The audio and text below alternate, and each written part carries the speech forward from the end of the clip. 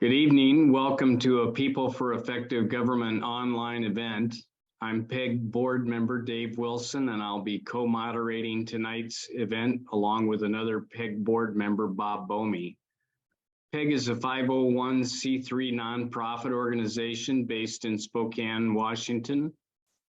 PEG is a nonpartisan coalition that organizes and holds public events that call attention to problems and issues that we face as a community, region, and nation through sincere and civil discourse. PEG's mission is to support and defend America's representative democracy, promote effective government at all levels, and advocate for a civil and just society. The primary goal of PEG is to influence public policy in a fashion that advances our mission. As a reminder, the views presented by tonight's guest speaker are his own. Our speaker will give a 30 to 60 minute talk, and then he will open it up to questions and answers. And our audience is welcome to submit brief questions at any time via the Q&A feature. Please limit your questions to 2 or 3 sentences. And you are welcome to ask several questions, but please submit only one question at a time. Our speaker will answer as many questions as possible before we end the forum at 8:30. Tonight's event is being recorded and will be posted within a couple of weeks on our website, pegnow.org. Tonight's presentation is about political and social unrest at home and abroad. To say the past 2 years in domestic and world politics have been disconcerting may be an understatement.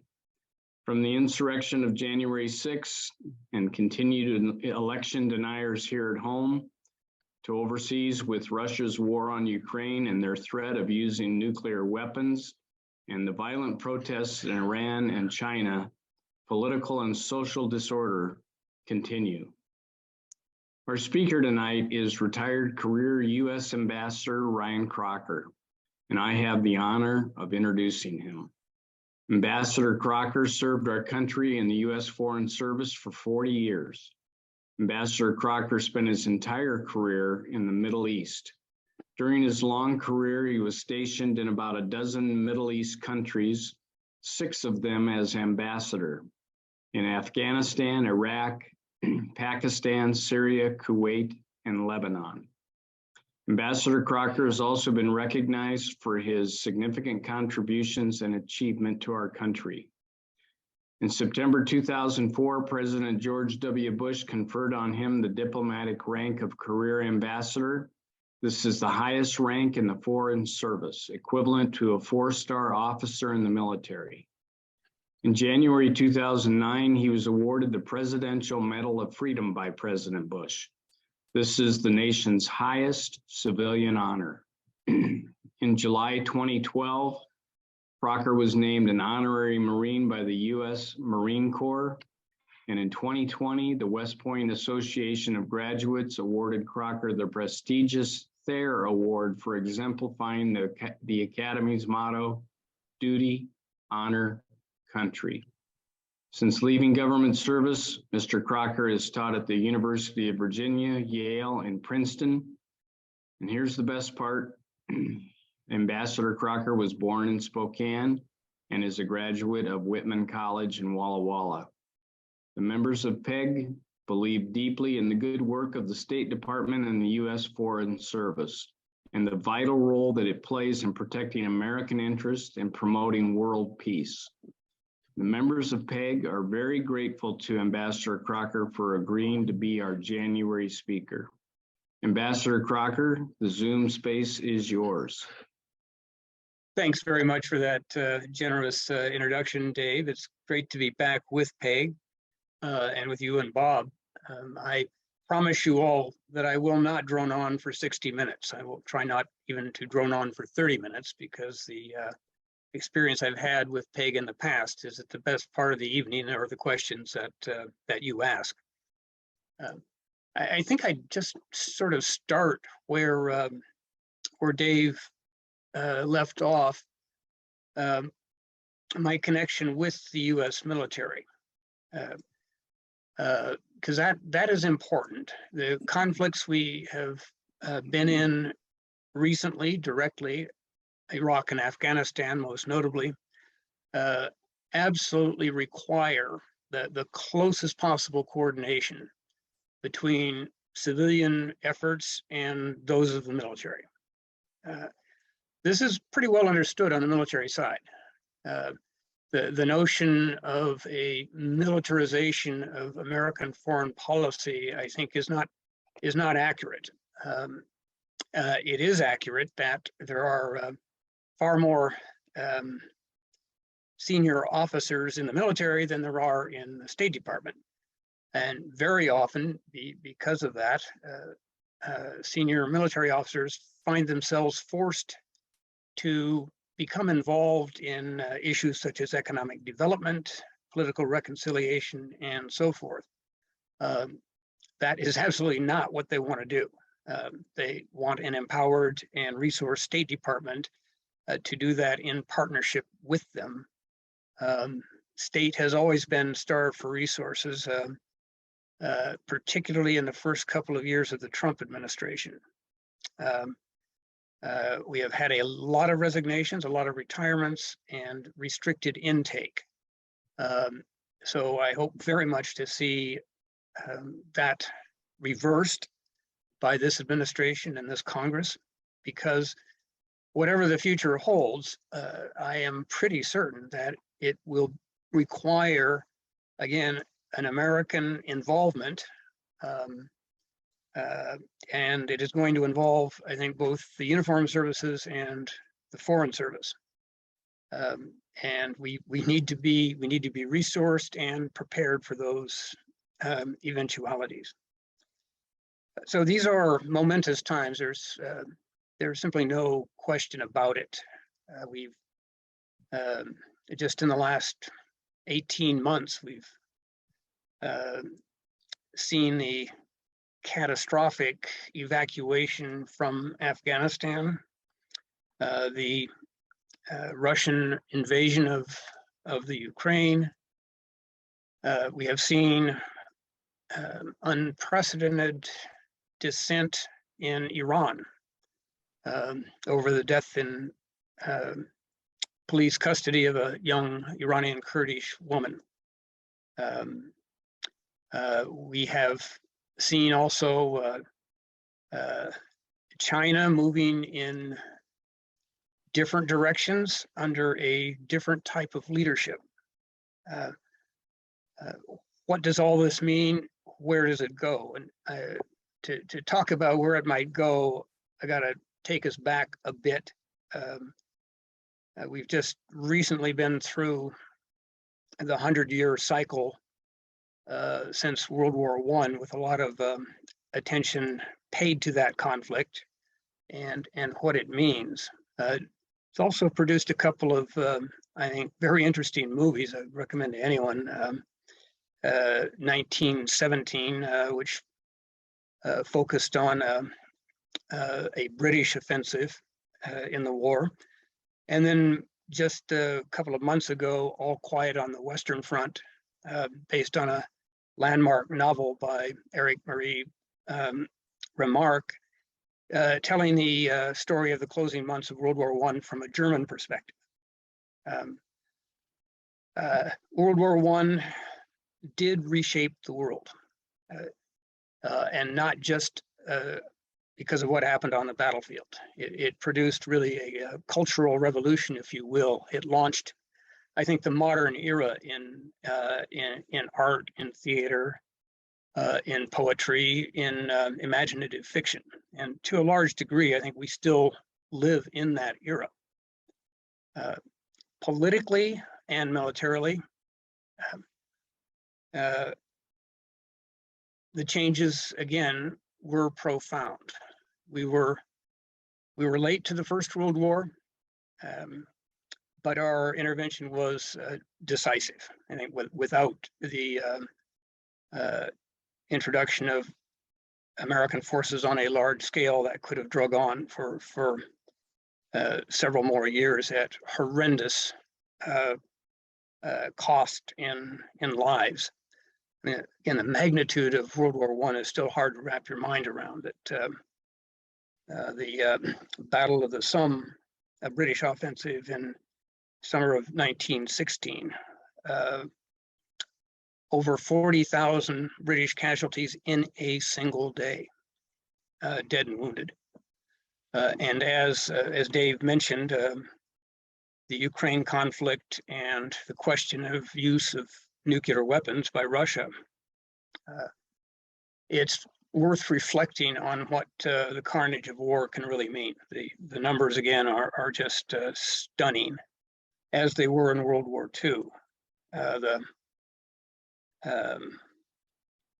The battle at Iwo Jima involved 4 Marine divisions. We won that, of course, with the iconic raising of the flag on Iwo Jima. All 4 divisions, and that's over 80,000 men, were combat ineffective by the time we raised that flag, by which it meant they could not fight as a division. They had been that depleted. And I worry a bit that we've kind of forgotten what true horrors of war really look like, what magnitude of casualties we have seen in the past, just literally within 1 century. That's fading from living memory. But again, worth a look back as to what total war can really mean, with or without nuclear weapons. The peace to end all wars, Woodrow Wilson had some great aspirations, what he wanted to see happen in the aftermath of World War I. His famous 14 points were on the table for the Versailles peace talks. But once the guns had fallen silent, the British and French leaderships not very interested in having those upstart Americans trying to run things on out of their backyard. So a combination of factors, again, in the Middle East, of course, my neck of the woods, if you will, the decision had been made in Paris and London back in the middle of the war, 1916, how they would carve up the post-war Middle East between them once the Ottoman Empire, which held those lands, was decisively defeated and passed itself into history. Britain and France would run the Middle East show. And that was true, broadly speaking, including in Europe as well. Wilson's health was starting to deteriorate at that time. Again, the Brits and the French didn't really want him participating in the big decisions. But most significantly, and this is relevant to our current situation as well, neither did the Senate of the United States, which would not ratify the American participation in the League of Nations. Wilson's brainchild, of course, and that was to be the mechanism that would guarantee world peace. Well, we were not in it from the start. We were not really part of the terms of the peace settlement, which the Germans deeply resented. And what did the world get? From a European perspective, maybe more than an American, they got about 20 years of a truce between 2 horrific parts of a massive world war, because that's all it was. 1919, the Versailles Settlement. 1939, the Germans are in Poland and moving west. So flash forward, World War II. We were also late to that show. And really the world and the United States have Japan to thank for the fact that we were in the show. We could, that streak of isolationism was alive and well in America as Europe went to war. Not a lot of interest in our country in joining it. You see FDR going to remarkable lengths to find every legal way he could to support the Allies, and primarily Britain, without overstepping the lines of what the public or what Congress would bear. The Lend-Lease program, we were going to lend them a number of warships and get them back later. Well, that was the line, but that wasn't the reality. It was a gift. But it was Pearl Harbor, of course, that really brought us into that fight. And again, if you were to look at the history of the war in the Pacific, the decisive moment that really heralded a coming Japanese defeat in the Pacific was Pearl Harbor. Because after that, we were all in. And again, if you look at the history of that war, I talked about casualties, island to island. Again, just horrific. But we had the ships, but more importantly, we had their traditions.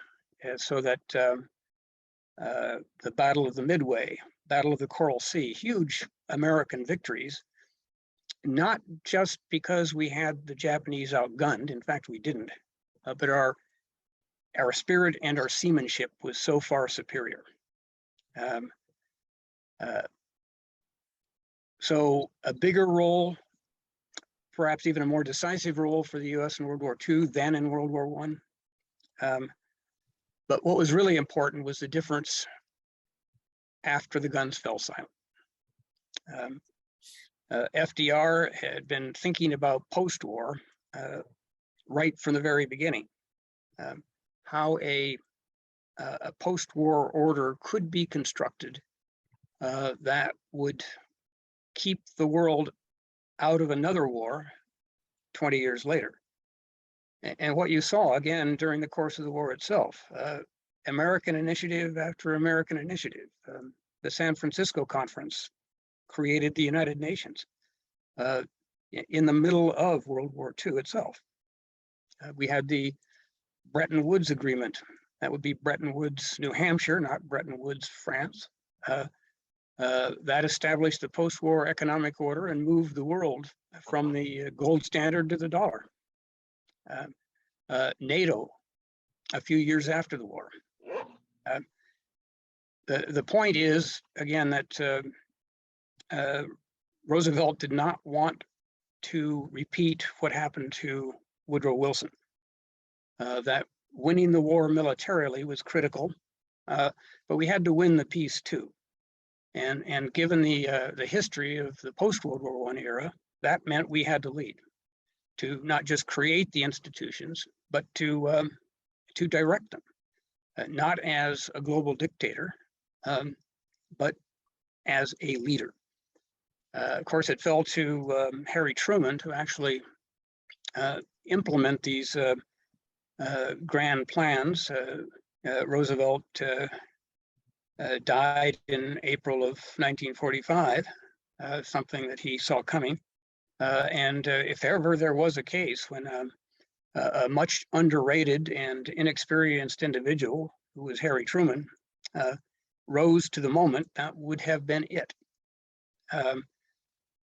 So I belabor you with that history because I think it's very relevant to the present, that the post-war American conceived and American-led world order prevented the outbreak of another global conflict for over 70 years. You know, it's not too shabby.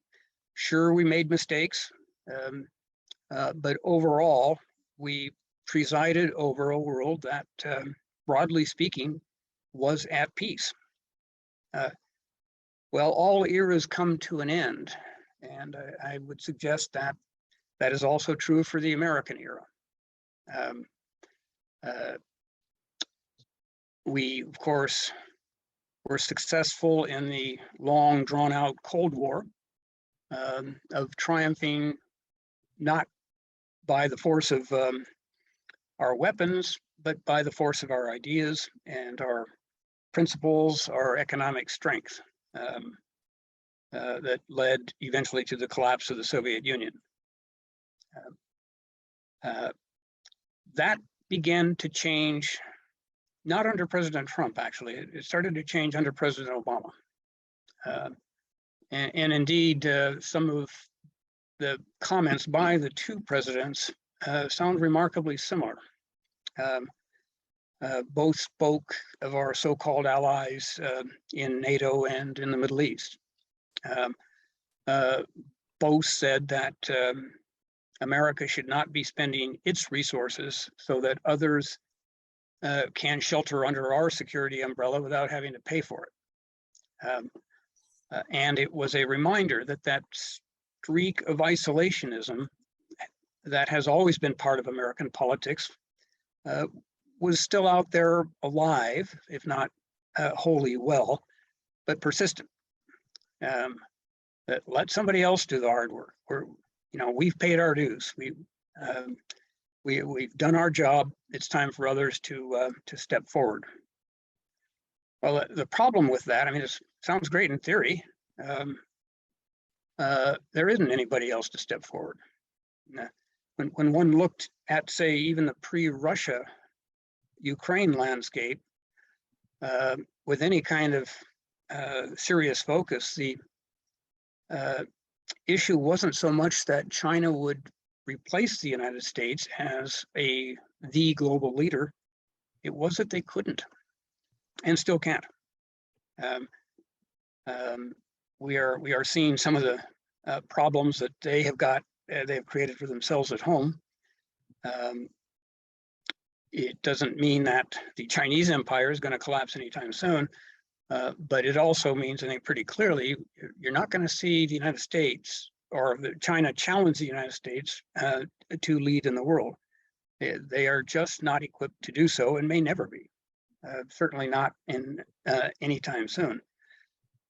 So the great fear I have really isn't that we are going to be replaced by someone else. It's that we can't be replaced.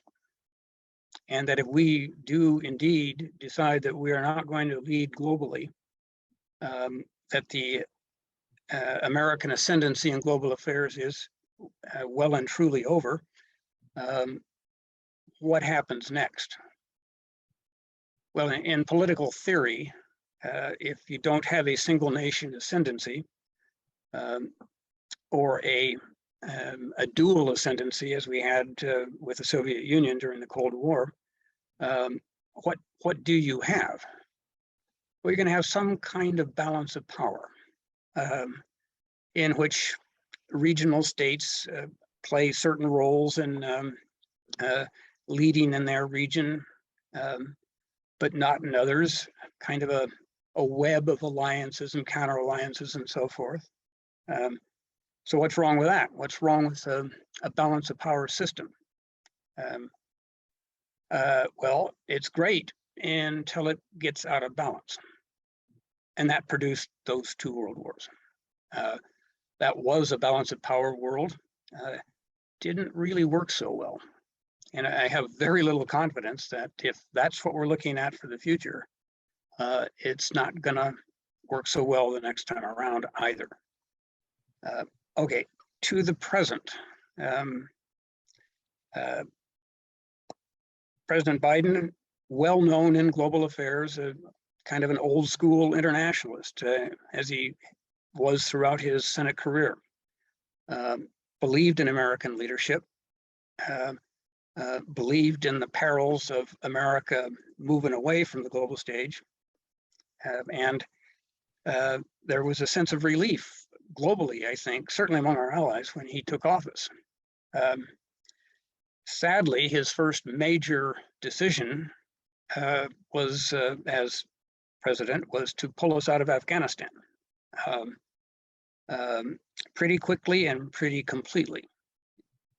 In so ordering, he sought to move Afghanistan out of the Oval Office. That if US troops are engaged in conflict in the world on any significant scale, it's by definition a White House issue. President Biden did not want that. He wanted us out, and out we came. I still remember some of those images of the last day. We were in Kabul with desperate Afghans hanging onto the landing gear of C-17s only to drop to their deaths. It was a pretty horrific period, and I'm afraid it's the gift that keeps on giving. Our allies and our adversaries took a look at Afghanistan and said, the Americans do not have staying power. All you have to do is outlast them. I was ambassador to Pakistan for 3 years, and in my last year, when I had the kind of relationships with senior Pakistanis that permitted some pretty frank speaking, what I would hear from them was, delighted you're back, even more delighted that you're back with a lot of money and support. We'll work with you on Al-Qaeda, but this Taliban stuff you keep getting after us on, telling us we got to crack down on Taliban leadership in Pakistan. You know, we're really not going to do that. And the reason we're not going to do that is we remember what happened the last time you were decisively engaged, which was during the Soviet occupation of Afghanistan in the 1980s. Once the Soviets were defeated, we were gone, and Pakistan was left holding a pretty bad bag. The Afghan civil war that foreseeable by all, including us, they just have to find their own way to deal with that in their own unstable country. And eventually they did find a way backing the Taliban when they looked like a horse that could finish, which they did in the mid-90s. But again, the message I got was, yeah, we're going to hedge our bets on that. You're damn right. Because someday you're going to go, because that's what you do. You run out of patience. But we are still going to be here because actually we can't move the country. So we're not really interested in turning the Taliban into our mortal enemy to make you happy when we know you're going to be gone and the Taliban are still going to be around. So it pretty well played out as the Pakistanis said it would. And I imagine there was some high-fiving around the corridors of power in Rawalpindi and Islamabad for maybe 15 minutes, and then reality set in. The Taliban owned the narrative, which they did not hesitate to spread far and wide, that they were able to defeat the greatest power on earth, clad only in the armor of the one true faith. Well, that emboldened Islamic extremists everywhere, not least in Pakistan, of course, where they have their own version of the Taliban that aims at regime change, not in Kabul, but in Islamabad. You don't see a lot of reportage on this, but the Pakistani security forces have been under enormous pressure from the Pakistani Taliban and their allies, who have done a fair amount of killing out there against state security forces, because they want to control the country. Afghanistan emboldened them to think they might be able to do so. So watch that space. Pakistan, a country with 250 odd million people and nuclear weapons. What happens if Pakistani Taliban get their hands on nuclear weapons? I'd rather not think about it. It also had ramifications, I think, for China, for India. Again, the emboldening of Islamic militancy was not lost on China's Uyghur population, who are predominantly Muslim and who were the target, of course, of some very repressive measures by the Chinese authorities. So I'd watch that space too. You may start hearing things go bang in the night in Western China. And I just lay all that out, that you do not end wars by withdrawing your forces from the battlefield in a place like Afghanistan.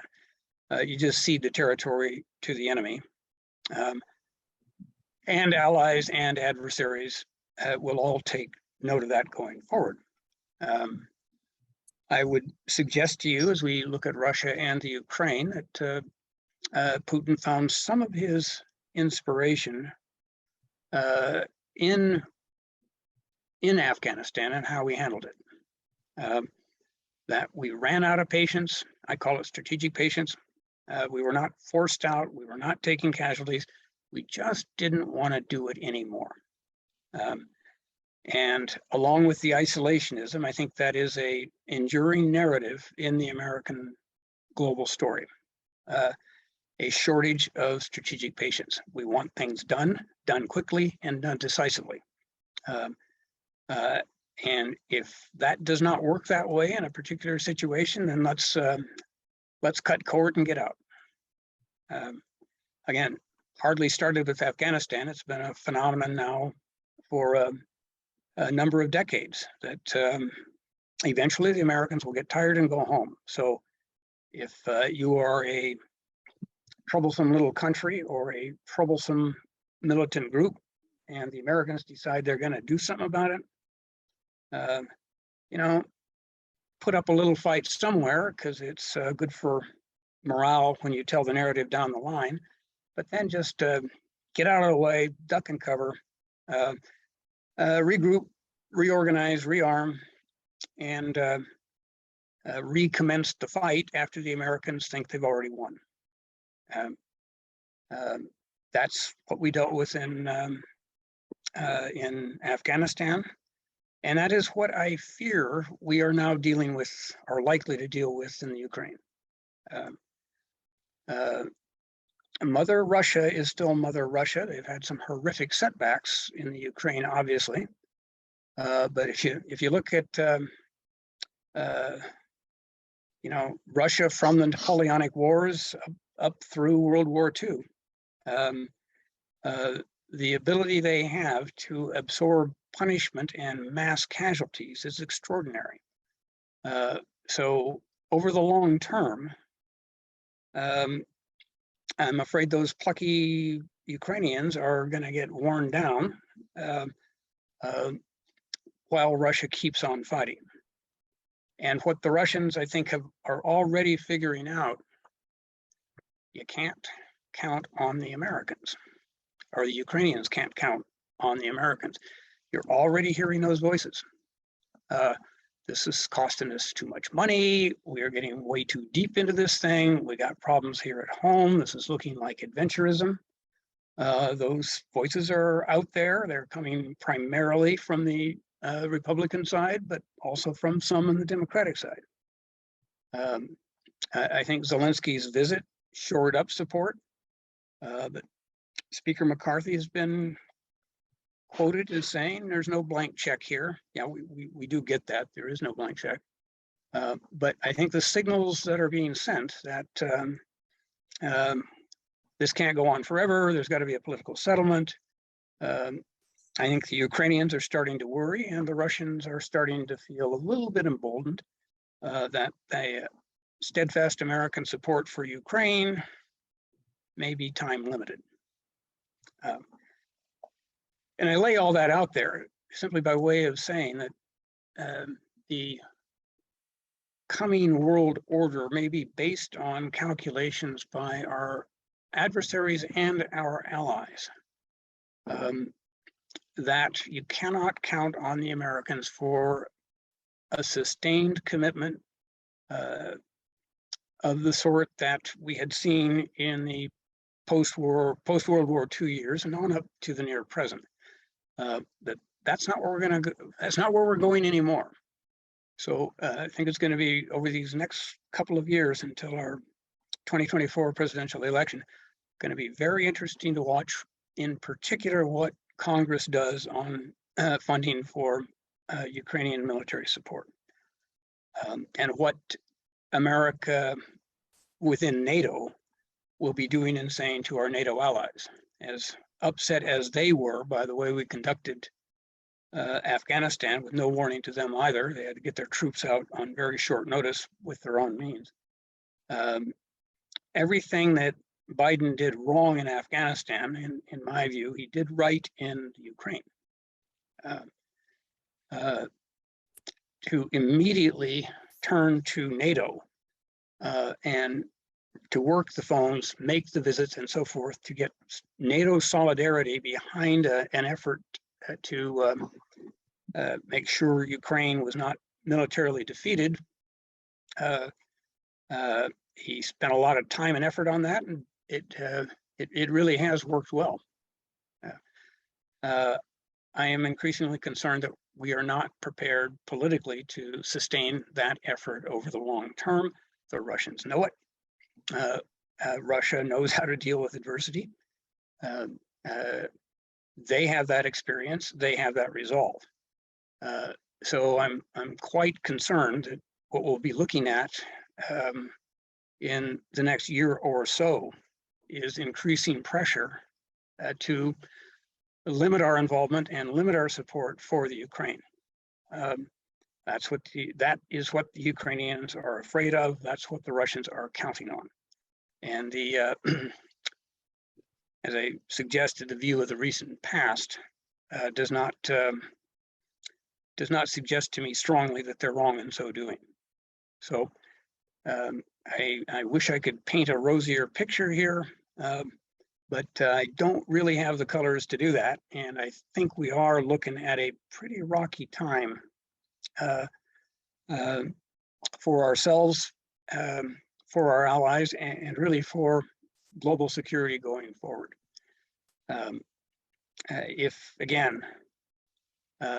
America does not lead globally, and it does look like we are not prepared to do that, certainly not on the scale we have in the past, then nobody does. And you risk a world of increasing chaos and increasing danger.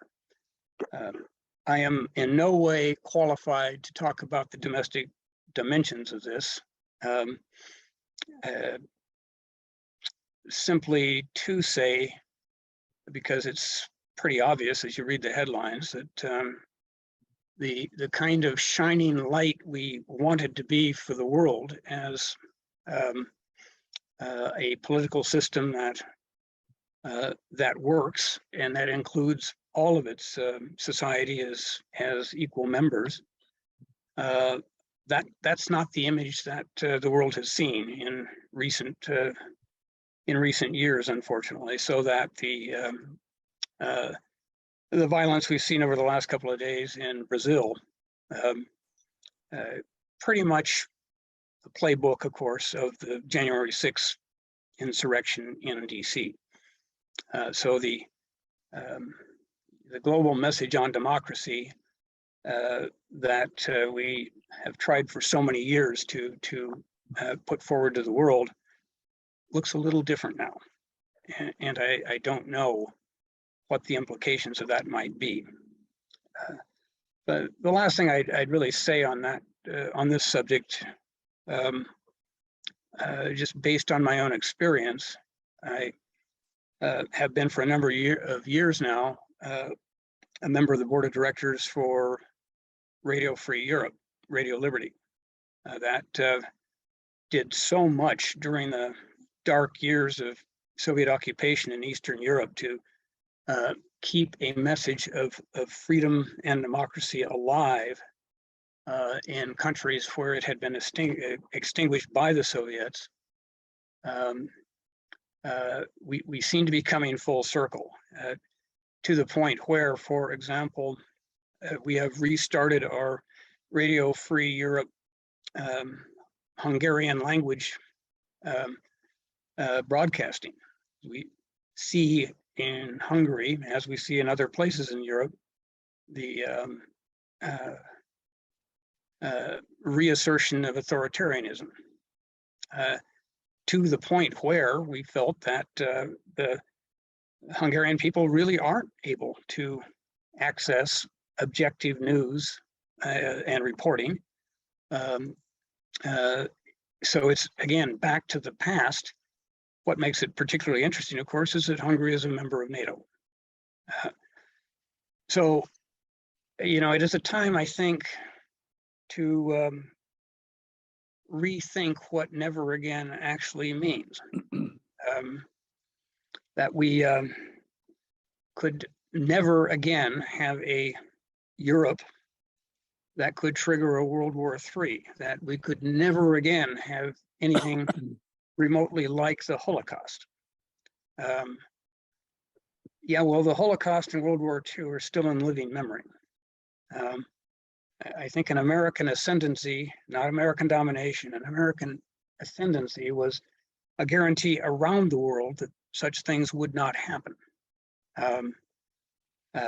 Well, that era of American ascendancy, I think, is in its twilight, not because other powers have emerged stronger and more focused. That is not the case. Simply that we have decided we are not going to lead in the way we used to. Sadly, that creates a vacuum, and nature abhors vacuums, and so do authoritarian states. So the less we are prepared to stand, the more others will prepare to push. I think, again, with some potentially very serious consequences for global peace and security. So with that, kind of happy summation, I'd be more than pleased to take your questions. I thought about how I could inject some note of hope and optimism. So here's my best effort, that as bleak as things may seem now, remember this moment. Remember how things were today, because 6 months from now, they're going to be way worse. Over to you. Well, thank you very much, Ambassador Crocker. First question that came up, Jeff asked, assuming the war in Ukraine remains Ukraine versus Russia only, is there a threshold or an event that could trigger the use of a tactical nuclear weapon, in your opinion? A very hard question to answer, because no one really knows what goes on in the mind of Vladimir Putin. I'd be the last one ever to minimize the danger of nuclear conflict. It is a possibility. He's tossed that out there, but overall, I don't think so. I think he calculates that the massive differential between Russia and Ukraine is so vast that he will eventually grind them down. Frankly, I think he's right, he will.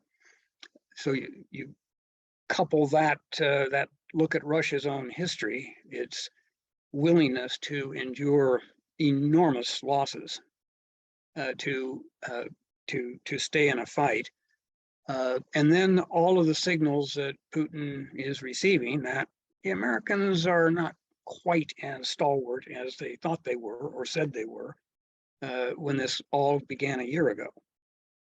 So as long as that is the case, that Putin feels he is going to win in some fashion over the long run, I think the risk of the use of tactical nukes is diminished, not eliminated, but certainly diminished. Another question from the audience, Ambassador. What are your thoughts on Ronan Farrow's book on diplomacy, war, and peace, the end of diplomacy and decline of American influence? He's a very gifted journalist and writer, certainly. I guess what, and much of what he said I would agree with, but what I think he and some others have not sufficiently highlighted is, again, it's not that other adversaries are stronger or smarter or have more diplomats and are better at the political stuff. That's not really it. It's our, we are doing this to ourselves, deciding that we don't want to play the game whose rules we established back in the 1940s. We don't want to play it anymore. Somebody else's turn at the dice. Just as Fukuyama and his wonderful book, The End of History, predicting that America had just defeated the Soviet Union, and now and forevermore, the entire world under US leadership would be a sun-dappled, rose-colored upland. Not exactly as how it played out. I think too, with these suggestions or assertions that we don't know how to do diplomacy anymore, that we can't be taken seriously, misses, I think, a fundamental point that we were not defeated in Afghanistan. We simply gave up. And that is, I think that is the biggest fear I have for future outgaining not that our adversaries are gaining daily in strength or power and can outmaneuver us and use force to get their way. It's our own decisions to say we're not playing this game anymore. Thank you, Ambassador.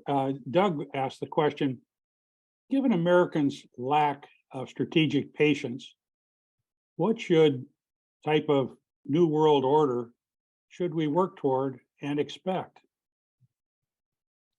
Yeah, that's an excellent question. I mean, there are, I don't mean to paint the canvas entirely in black. There certainly is potential for some creative thinking and creative leadership that I think in the first instance would revolve around a set of conversations here at home based on past experience. What are we prepared to sustain indefinitely, and what are we not prepared to sustain indefinitely? We tend to move as we believe circumstances require, and then figure out the rationale and everything else after we've made that move. So maybe it is the use of deployed forces.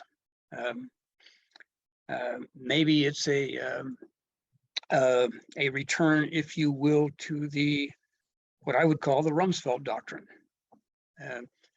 in both Afghanistan and Iraq.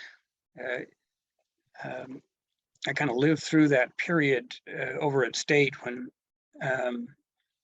we were moving into Afghanistan, and indeed I opened our embassy there. The Rumsfeld doctrine, as I saw it, was the use of American military power to remove international bad actors, but that once they are removed, our mission is complete. We are not going to get involved in whatever comes next. Absolutely not. And again, I went into Kabul at the very beginning of 2002, just a few days after New Year's, and found as I was setting up the embassy that, gee, there are hardly any U.S. deployed forces in the country. We had precisely one Marine Expeditionary Unit whose center was a battalion task force. That was it for organized American military. We had a lot of special forces, a lot of agency special branch folks, equivalent to special forces, if you will, but only that single combat unit, because that is all Rumsfeld wanted on the ground. And my military counterpart then was a British two-star, John McCall, brilliant officer, and of course, as a Brit, knew something of the history of Afghanistan. In the effort to strengthen Karzai's writ in Kabul as chairman of the interim authority, we proposed to our respective capitals that we come up with a small additional force, basically 2 air mobile battalions, one of which would be deployed in company-sized units to the 4 corners, Herat, Kandahar, Jalalabad, and Mazar-i-Sharif, to assist with the extension of Afghan central power, backed up in Kabul by a 2nd Battalion that if any warlord thought they would want to mess with us, they would have a much larger force coming right down their throat. So our proposal was simply for this 2 battalion increase. Pretty small change in terms of troop numbers. Well, I got woken up in the middle of the night, told to burn all copies and never send a cable like that again. That was the Rumsfeld doctrine. We had used a minimum force to get rid of the Taliban, and we were done. That was also his thinking in Iraq, where, again, I had the privilege of going in early on. That we would use a minimum force to get rid of Saddam Hussein. The rest of it didn't matter. So that would be one option for future consideration, that we go back to that, when we feel we must remove a bad actor, we do so, and then we're done. If we have to go back 10 years later, we'll do it again. That would be far less costly in terms of blood and treasure than having a force on the ground for those 10 years. So lots of holes can be poked at that, but I think it's the kind of conversation we need to have.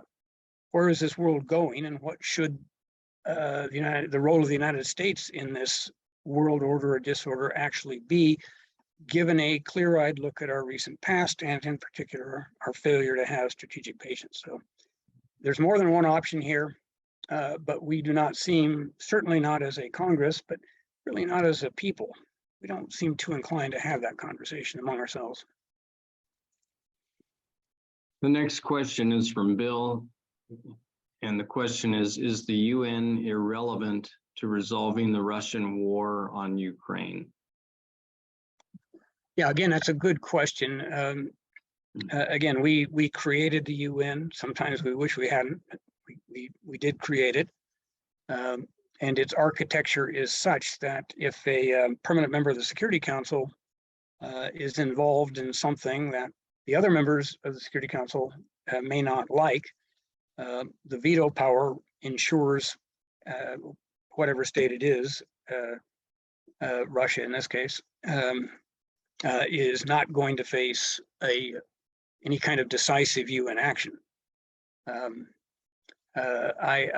not a huge fan of the UN, but I do care. I do consider it to be necessary, and particularly if the United States is going to continue to back away from the kinds of robust involvement that we have committed to in the past. The specialized agencies of the United Nations need to be looked at in their own terms. It's a highly decentralized system. The heads of the specialized agencies are not really under the full authority of the Secretary General. They're pretty much autonomous. Some of them are quite good. The World Food Program in particular, one that I've had experience with, is effective, not coincidentally, because it is traditionally led by an American, as it is now. I think in this case, the individual was a Trump appointee that the Biden administration did not switch out. They are active in Afghanistan, and I think deserving of our full support there as they figure out ways to get humanitarian assistance to people who would starve without it, but also managing the politics of dealing with the Taliban. So the United Nations is more than one entity. It's important to look at those entities in their own terms. For those who believe that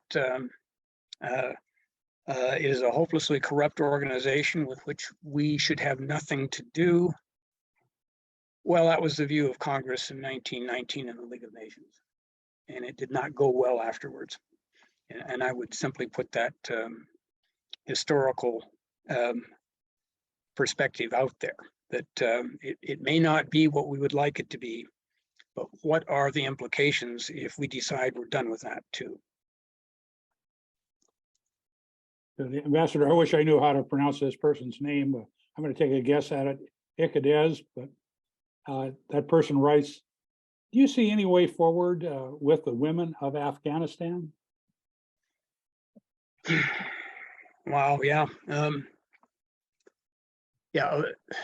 Of the negative consequences of the way we left, kind of near the top of my personal list are the state of Afghan women and girls.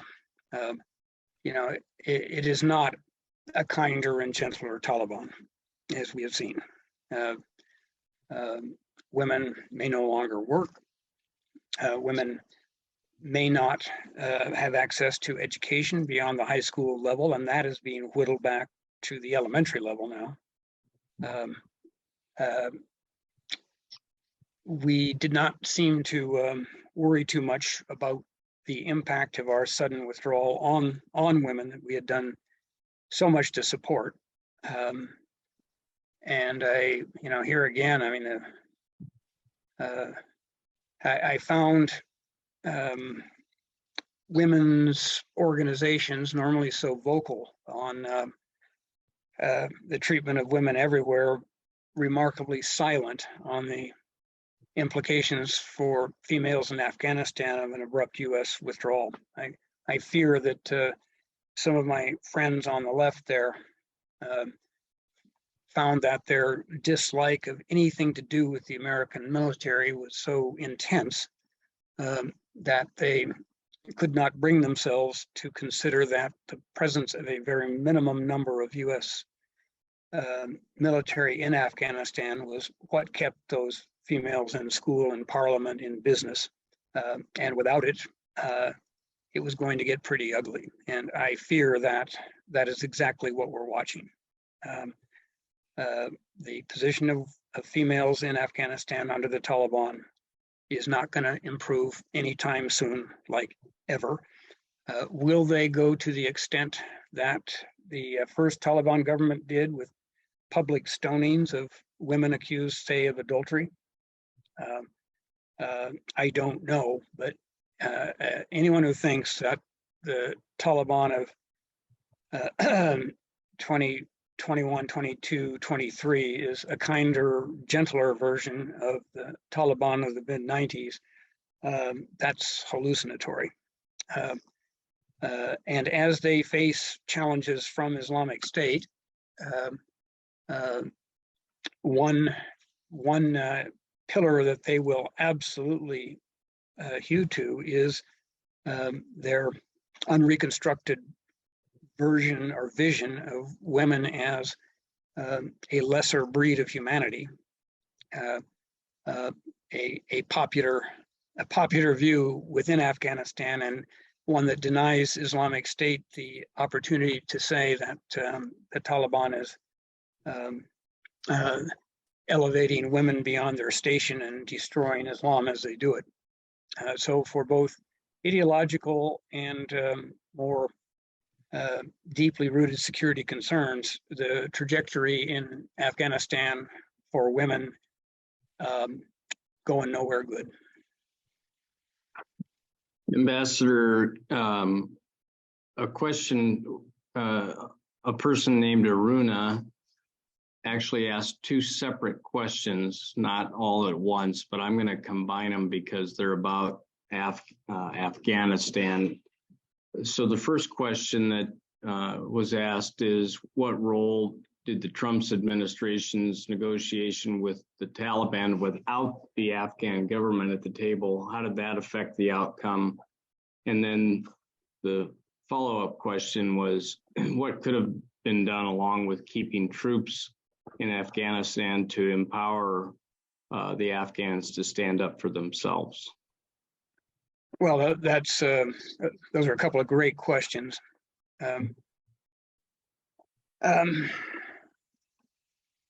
So in terms of the decision of the Trump administration to negotiate directly with the Taliban without the Afghan government present, was for me the beginning to a certain end. The Taliban had that demand for years. Very happy to sit down with the Americans, but not with the puppets of the Americans. And we effectively conceded that point by agreeing to negotiations with the Taliban without the Afghan government present. And I said so publicly at the time. And just going back to my earlier comments, that my assertion that the Japanese effectively lost the Pacific War when they bombed Pearl Harbor, bringing us into the conflict. So too did the success, the victory of the Taliban. It became written the day we announced that we would conduct these negotiations without the Afghan government. It completely, of course, delegitimized that government. And both the decision itself and then subsequent actions, in particular the release of 5,000 Taliban prisoners, which we forced the Afghan government to do, and who immediately returned to the fight, as we knew they would. The fact that the Afghan security forces continued to fight on after we started those negotiations, to me, was extraordinary.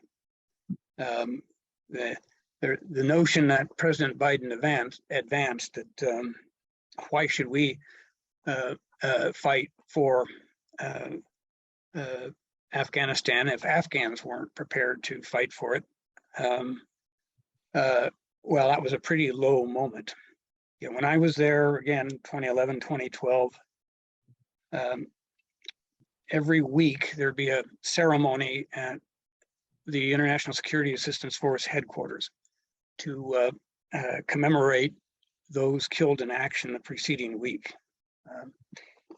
Sadly, almost every week there was at least one American killed in action. An American officer would come forward, read the name or names of Americans who had died that week. That officer would be followed by other coalition contingent leaders who, if they had had casualties, names would be read. The last speaker was always an Afghan officer. He did not read a list of names. He simply said a number. 87, 123, 111. That was the number of Afghan security forces that had been killed that week. So the readiness of Afghans to fight and die for their country was extraordinary. And they continued fighting even after it was absolutely clear we were done. And the implications of being done, excuse me, or something I guess we had not thought out either. We helped devise, construct an Afghan military army based on our own doctrine, which called for forward deployments of limited numbers of ground forces who would be sustained, supported, and defended by air. Close air support on the kinetic side, but also medevac, resupply, and so forth. Well, the Afghan Air Force had produced some pretty darn good pilots, but what they couldn't do was maintain the aircraft. And these are the American combat aircraft that we sold to the Afghans, very, very sophisticated platforms, required American contract maintenance to stay in the air. Well, it's written into those contracts that once a decision was made to pull out our deployed forces, we would also pull out our contractors, which meant as they turned to face this enemy alone, they were doing so without air support. And given the model that we had impressed on them of small forward units, was not defensible or sustainable. And again, 3,500 troops, because that's all we had at the time. That was the difference between an Afghanistan that could continue along the road it was on that we had helped set for them, not without setbacks, but continue, or to face utter defeat, which is what we got. And it all once more comes back to that commitment and that strategic patience. Ambassador Carol writes, is Radio Free Europe being broadcast in Russia? Yes, it is. We were forced out of Russia by the Russian government, but we actually know how to do this stuff. So based on prior experience and what we had done during the Cold War, taking advantage of modern technology, we are able to broadcast into Russia. They, of course, are fully engaged in trying to jam it, and we are fully engaged in finding ways to outwit them. And so far, it's working pretty well, much as RFE, of course, Radio Free Europe, Radio Liberty did during the Cold War. So it's a new world of technology, but we know how to do this stuff. Certainly, RFE understood what the stakes were. Our problems with Russia did not start in February of last year. They predate that considerably. So we had in place all the workarounds that we needed to be able to get a message of objective truth into Russia, in spite of Putin's best efforts, first by throwing us out physically and then doing everything he could to jam our signals. We're better at that particular game than he is by a long shot. The next question is from Susan, and it's a little long, so please bear with me. I believe the two main ideas for what motivated Russia to invade are Putin's ambitions or the West's willingness to consider Ukraine as a member of NATO. Do you have a different explanation? And more importantly, how do you see the options for ending the conflict, e.g., if inviting Ukraine to NATO was the cause, then the solution presumably is easier than if Putin's adventurism that started this? I don't know. That's a mouthful, so I'll let you. A good, well-reasoned question. Ukraine, of course, has long been interested in NATO membership, and NATO had expanded eastward to a considerable extent. And there is still some debate over that. Did we push too far east too fast? But at the time of the Russian invasion, Ukraine was not under active consideration for membership in NATO, and not only because that it would could drive the Russians into some unpleasant reactions, things to do with Ukraine's own governing structures and its accountability. So what did trigger Putin's full-scale invasion? You know, we may never know. It's all in one man's mind. I think certainly he looked at 2014 with the Russian annexation of the Crimea, to which there really wasn't much Western reaction or American reaction, as we denounced the whole thing, but not at all prepared to take any concrete steps to undo it or to make Russia pay a really significant price. And it was also 2014 when they moved proxy forces into eastern Ukraine, the so-called Donbas region, again with very little Western, NATO, or American reaction. And I think that those two episodes emboldened him to think that he could get the whole thing with minimal Western reaction. And indeed, as you look at the first days of that conflict, we, along with so many others, thought that Kyiv would fall in a matter of days. We closed our embassy, moved to the border and then moved into Poland. You know, we thought the Russians really were coming and coming damn fast. And that's what Putin thought too. It didn't play out that way, as obviously, both because of a Ukrainian military vastly improved since 2014, and a leader who was prepared to fight, and then the weaknesses of Russia's own military. But I think it was Crimea and the Donbass that were key factors for Putin. I have to think Afghanistan played into it as well. You know, the Biden administration did something that I would have thought utterly impossible. It made the Russian evacuation from Afghanistan look good.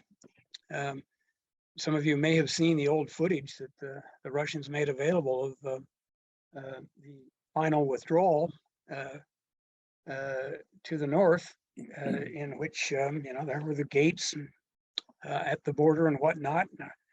The Russians withdrew in good order with all their equipment, and the last man through the gate was the overall force commander. And you contrast that to the images we saw at Kabul airport in August of 21, a very different set of pictures.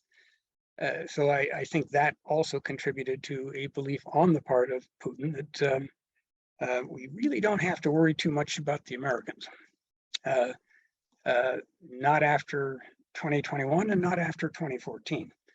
I think it came as a surprise to him that the Ukrainians could fight as well as they did, but also that that Biden, after the disaster of Afghanistan, was prepared to stand up to this and to rally NATO to the same end.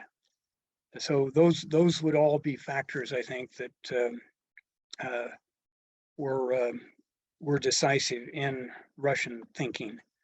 And again, I'm marked by history, as we all are, of Putin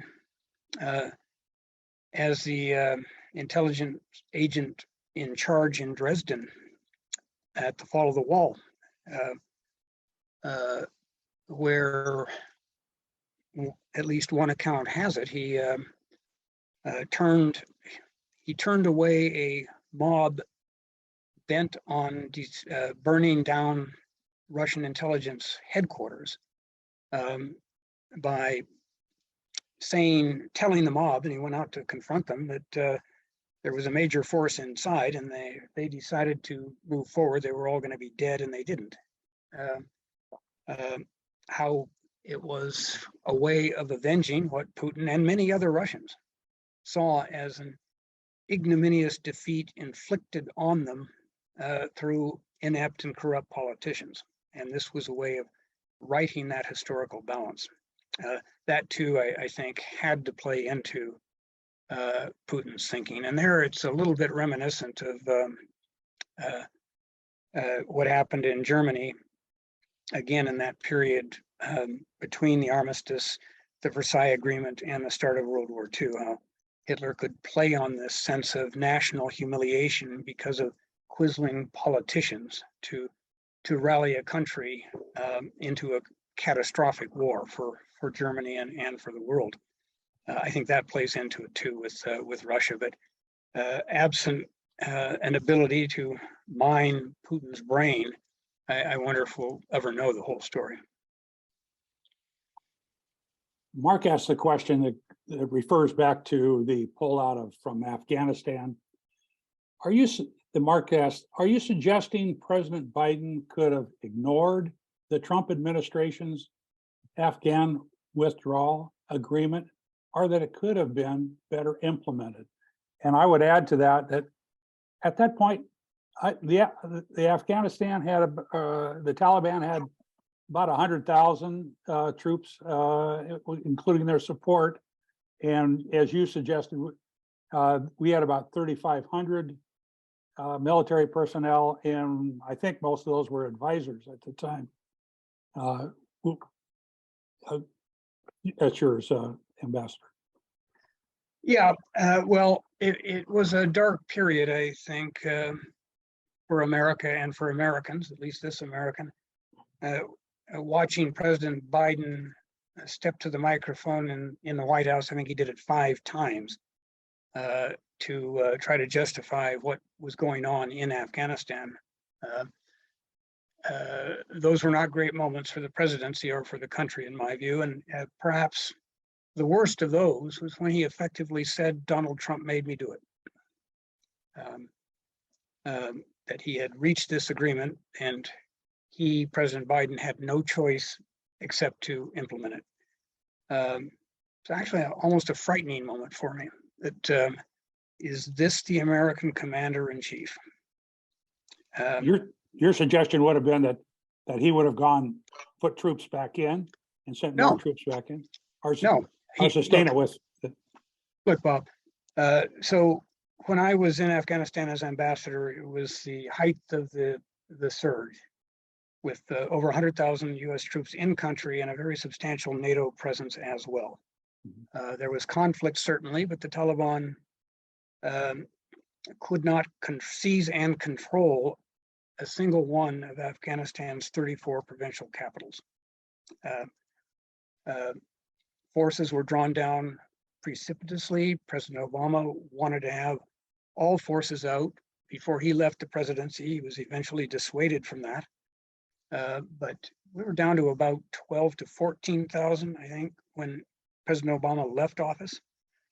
And the Taliban still could not seize and hold a single one of those 34 provincial capitals.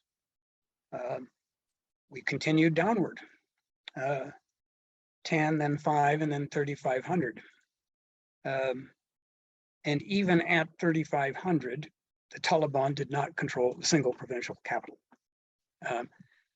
So we were, we had what I considered an effective policy going forward. With the exception of special forces, we were, as you note, not involved directly in combat. We were there as advisors. Our contractors were there critically to keep critical US supplied systems in functioning order, especially the Air Force. We signed a very bad agreement, made worse by the fact that the Taliban itself did not live up to its own terms. Very little was asked of them, and they did not deliver on even that. The responsible thing, quite frankly, in my view, would have been to say, we did not violate this agreement, the Taliban did, and it is no longer in effect. Would there have been a kick up in Taliban military pressure? Yes, but to what end? Because again, if you look at Afghanistan in 2015, 16, 17, the end of the Obama presidency, beginning of the Trump presidency, the Taliban was really on its back foot. With this minimal US presence, but our vast logistics capability, they were not gaining ground. And that, to me, just simply deepens the heartbreak of what transpired. It was my theme earlier in a different context. We were by no means forced out of Afghanistan. It wasn't Vietnam. We just decided we didn't want to do it anymore and didn't really care what the consequences were. Jeff asks, if the US does step away, will Europe step up? And if they step up, can they bring decisive support? Is this is this Ukraine specific or more broadly speaking? He doesn't say, but it sounds to me like it'd be more broadly, but that's my interpretation. Well, one of the consequences of the Russian invasion and the very robust US-led European NATO reaction was that Finland and Sweden applied for NATO membership. I've had the chance to meet with both governments, the Finns in particular, who share a long border with Russia and know its capabilities and its intentions. The Winter War of 1939, that Finland stepped forward this time because they saw in the Russia that invaded the Ukraine and in the leadership of Vladimir Putin a clear and present danger to their own security. And even more remarkably, given a different history and a different orientation, Sweden stepped up with them. Both motivated by a sense that the circumstances being what they were, that their security would be more greatly endangered by remaining outside of NATO than it would be if they stepped in. But here's the problem. It's pretty clear that there is no single European power or combination of powers that I could imagine that could lead NATO. The model always was from its inception that this would be a US-led alliance. That we would not by any means do it all, and successive presidents have criticized and pressured NATO governments for sheltering again under that US security umbrella while not paying for their share of it. I just cannot imagine NATO developing and sustaining a policy in the Ukraine or anywhere else without US leadership.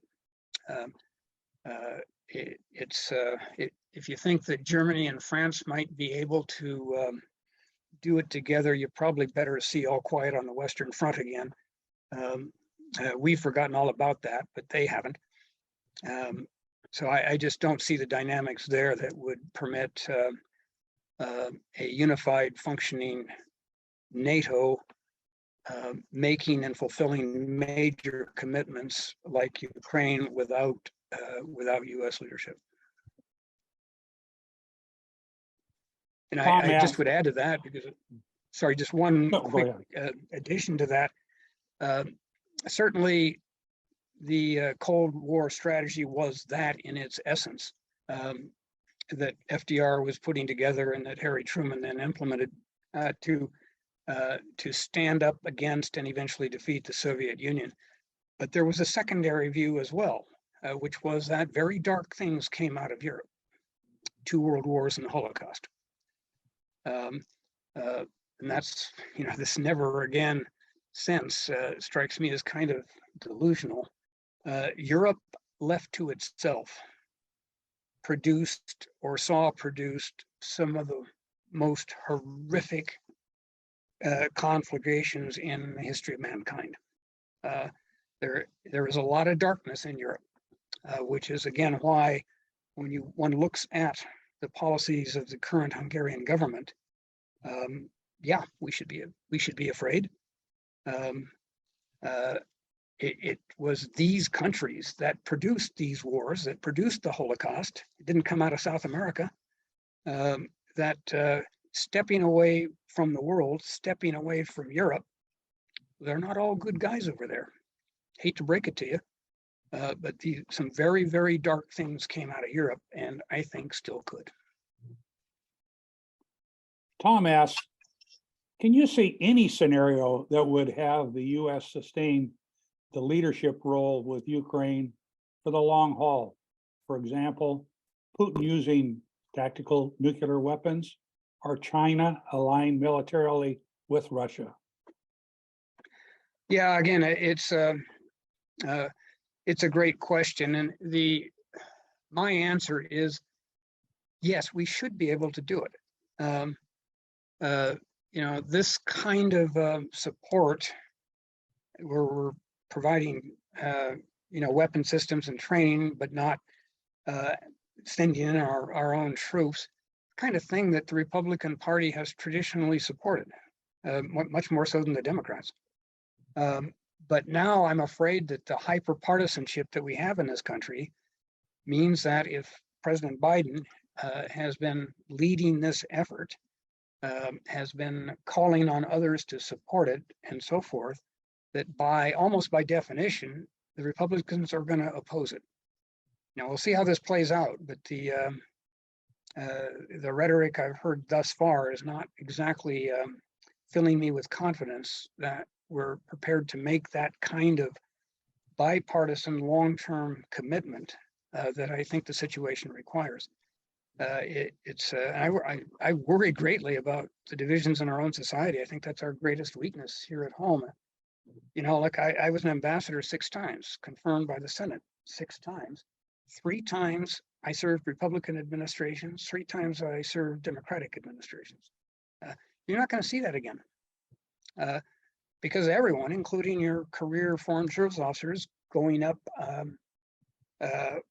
for ambassadorships, are going to be painted one way or the other.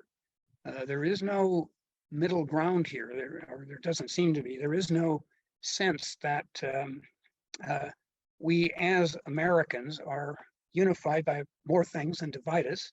I hope we come out of this, but I think we're still in for a pretty rough patch. That if the Democrats support it, it by definition is bad and must be attacked, and vice versa. The partisan rancor, sadly, is a bipartisan issue. Both sides are to blame.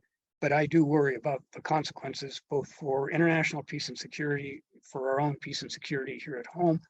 And since we have pretty well run the clock here, just to say how pleased I am to have had this opportunity tonight, and how grateful I am as someone who has always voted absentee in Spokane County, how grateful I am that there is an organization out there called PEG that does remind us of our better angels, of who we are as Americans, and what we need to do for the sake of our country, our communities, and our families. So it's been a real pleasure to be with you tonight. And again, very grateful for your presence on the scene when we most need it.